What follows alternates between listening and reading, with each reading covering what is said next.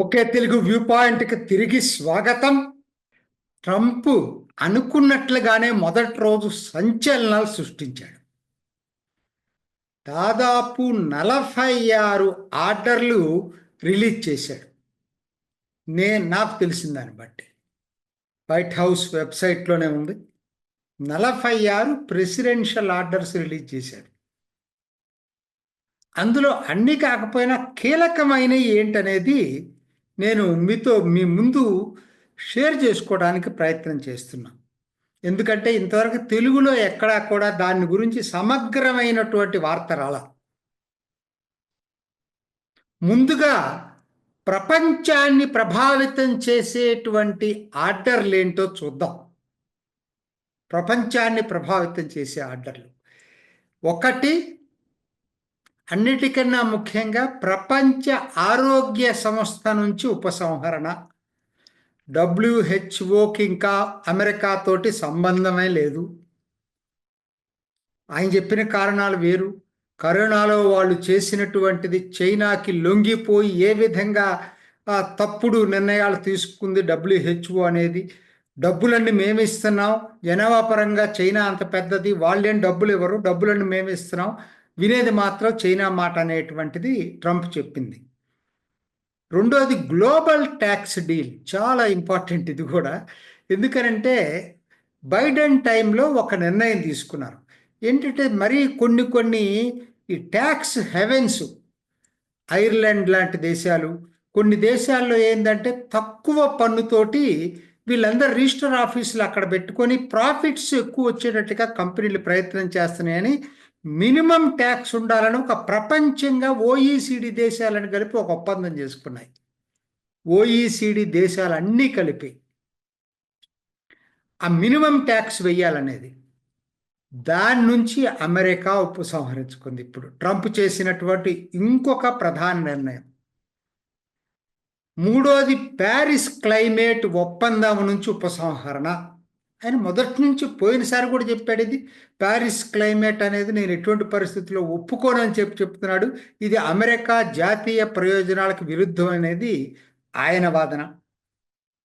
తర్వాత US aid, America నిధులు ఇస్తూ ఉంటుంది పేద దేశాలకి, అది కూడా ఇష్టం వచ్చినట్టు చేసేస్తున్నారు, దీన్ని పునఃసమీక్షించాలి, అందుకని తాత్కాలికంగా నిలిపేస్తున్నామని చెప్పాడు.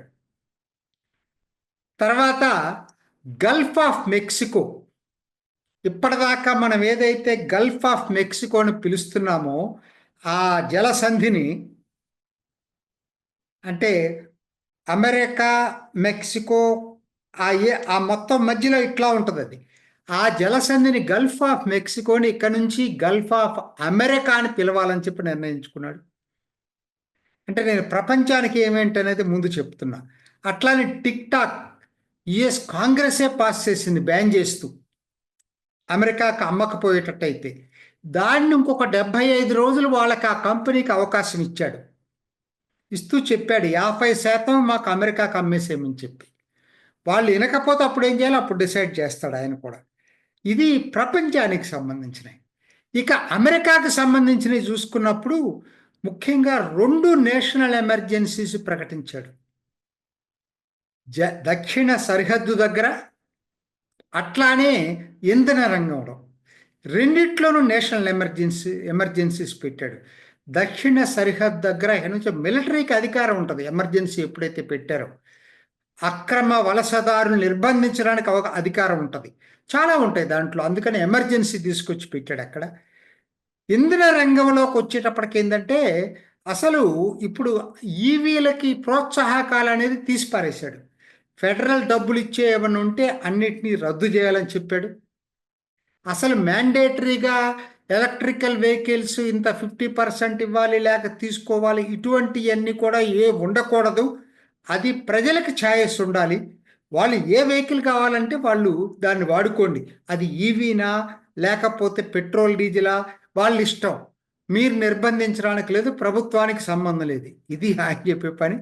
ఈ బేబీ డ్రిల్ అని మీరు ఇష్టం వచ్చినంత డ్రిల్ చేయండి ఆయిల్, ప్రభుత్వం మేము మీకు ఆటంకం కల్పించడం అనేది ఒకటి ఆయన చెప్పింది. అందుకని ఎమర్జెన్సీ ప్రకటించాడు దానికి కూడా. తర్వాత అక్రమ వలసదారుల విషయంలో ఆపేయటానికి, నిర్బంధించడానికి, తిరిగి పంపించడానికి ఆర్డర్స్ ఇచ్చేశాడు. సరిహద్దు గోడ నిర్మించడానికి ఆర్డర్స్ ఇచ్చేశాడు. ఇక సామాజిక అంశాలు చూసేటట్టయితే డిఈఐ రద్దు అంటే డైవర్సిటీ, ఈక్విటీ, ఇంక్లూజివిటీ పేరుతోటి ఏం చేస్తున్నారంటే ప్రతి దాంట్లో ఇదే అయిపోయింది. మెరిట్ పోయింది. ఉదాహరణకి ఏషియన్ అమెరికన్స్ పరిస్థితి చెప్తాను. హార్వర్డ్ యూనివర్సిటీలో మీకు సీటు భారతీయులకు బాగా వచ్చేది అదివరకు. ఈ డిఈఐని అమలు చేసిన తర్వాత, అంటే మన రిజర్వేషన్ లాంటిది అనుకోండి ఇది డిఈఐ. అంటే ఏ రేస్కి అయితే సీట్లు రాలేదో, పేదవాళ్ళకి సీట్లు రాలేదో, ఇట్లా కొన్ని పెట్టుకున్నారు. వాళ్ళకి సీట్లు మిగతా మెరిట్ ఉన్నా కూడా మిగతా వాళ్ళకి ఇవ్వకుండా వాళ్ళకి సీట్లు ఇవ్వాలనేది ఇది. అంటే రిజర్వేషన్ అంటే ఒక విధమైన రిజర్వేషన్. దీన్ని ట్రంప్ రద్దు చేశాడు. అసలు అమెరికా బేసిక్ ఫిలాసఫీకి వ్యతిరేకం అంటాడు ఆయన. ఆయన అనేది ఏంటంటే అమెరికా పుట్టిందే మెరిట్ కోసం, ఆపర్చునిటీస్ క్రియేట్ చేస్తాం, మీరు డెవలప్ కండి. ఇది అమెరికా బేసిక్ ఫిలాసఫీ. దానికి విరుద్ధమైనటువంటి దాన్ని ఒప్పుకోవడానికి లేదు. నియామకాలు మెరిట్ మీదే ఉండాలి, ఇంకా ఏది ఉండటానికి లేదని చెప్పాడు. తర్వాత జెండర్ ఐడెంటిటీని తిరిగి పునరుద్ధరించాడు. మగవాళ్ళు, ఆడవాళ్ళు ఇది ప్రకృతి నుంచి వస్తున్నటువంటిది. నువ్వు ఇవాళ జెండర్ అటువంటిది ఉండటానికి లేదు, అందరూ ఒకటే అంటే నేను ఒప్పుకోను. మగవాళ్ళు వేరు, ఆడవాళ్ళు వేరు, హక్కులు ఉంటాయి అందరికీ. అంటే దీంట్లో వచ్చేది ఏమవుతుందంటే ఇప్పుడు మిలిటరీ లాంటి చోట ట్రాన్స్జెండర్స్ని అపాయింట్ చేశారు. అవన్నీ ఇక్కడ నుంచి అపాయింట్ చేసే అవకాశాలు ఉండవు. తర్వాత ఇంపార్టెంట్ సామాజిక పరంగా ఆయన తీసుకున్న నిర్ణయంలో ఒకటి ఏంటంటే భావ స్వేచ్ఛని నియంత్రించాడు బైడెన్. కొన్ని నిర్బంధాలు, ఫ్రీడమ్ ఆఫ్ స్పీచ్కి నిర్బంధాలు తీసుకొచ్చాడు. ఇదే అసలు అమెరికా పుట్టుకకే వ్యతిరేకం, అమెరికా స్వాతంత్రోద్యమ ప్రకటనకే వ్యతిరేకం. సో రాజ్యాంగానికి విరుద్ధం. కాబట్టి నేను ఎటువంటి పరిస్థితుల్లో ఈ నిర్బంధాలు ఉంచడానికి లేదు. ఎవరైనా ఏదైనా మాట్లాడే స్వేచ్ఛ అమెరికాలో ఉంది, కాబట్టి ఆ నిర్బంధాలను తొలగిస్తానని చెప్పి తొలగించేశాడు. దాంతోపాటు ప్రభుత్వం అసలు రాజకీయ కక్ష సాధింపు, వెపనైజేషన్ అన్నాడు. ప్రభుత్వం ఒక సాధనంగా ప్రజల్ని వేధించటం, రాజకీయ ప్రత్యర్థులను వేధించేటువంటి అంశాలు ఏమేమి ఉన్నాయో అవన్నీ సమీక్ష చేయాలి డిపార్ట్మెంట్ ఆఫ్ జస్టిస్ అని చెప్పాడు. ఇది ఒక ఇంపార్టెంట్ డెసిషన్ తీసుకున్నాడు. సరే, తర్వాత ప్రభుత్వ ఉద్యోగాల విషయం వద్దాం. ప్రభుత్వ ఉద్యోగాల్లో కొత్తగా department of government efficiency create చేశారు, డోగే. అందరికి తెలిసింది. వివేక్ రామస్వామి ఇప్పుడు దాంట్లోని తప్పుకున్నాడు, ఎందుకంటే ఆయన గవర్నర్గా పోటీ చేయబోతున్నాడు. ఎలన్ మస్క్ ఆధ్వర్యంలో జరుగుతుంది ఇదంతా కూడా. వాళ్ళ టాస్క్ ఏంటంటే ఇప్పుడు ప్రభుత్వం నుంచి ఎంతమందిని తగ్గించాలి, ఎఫిషియన్సీ తీసుకురావాలంటే ఎక్కడెక్కడ ఎక్సెస్ ఉన్నారో వాళ్ళందరినీ ఐడెంటిఫై చేసే టాస్క్ ఎలన్ మస్క్ ఇచ్చాడు. దానికి ఒక డిపార్ట్మెంట్ని క్రియేట్ చేశారు. 90 రోజులు అసలు నియామకాలు జరపటానికి లేదని చెప్పి ఫ్రీజ్ చేశాడు. మూడోది ఇంకోటి ఇంపార్ట్మెంటు, రిమోట్ వర్క్ టు హోమ్ ఇంకా ఉండటానికి లేదు. ప్రభుత్వ ఉద్యోగులందరూ తప్పనిసరిగా కార్యాలయాలకు వచ్చి పనిచేయాలని చెప్పి కూడా చెప్పాడు. ఆ తర్వాత ఒక వివాదాస్పద నిర్ణయం ఏంటంటే జనవరి 6 ఏదైతే క్యాపిటల్ హిల్ మీద దాడి చేసి దారుణంగా మొత్తం ఫర్నిచర్తో సహా బీభత్సం సృష్టించారో వాళ్ళందరికీ క్షమాపణ పెట్టాడు. చివరికి 14 మందికి శిక్షలు పడినటువంటి 14 మందికి తీవ్ర శిక్షలు పడిన వాళ్ళకు కూడా క్షమాభిక్ష పెట్టాడు.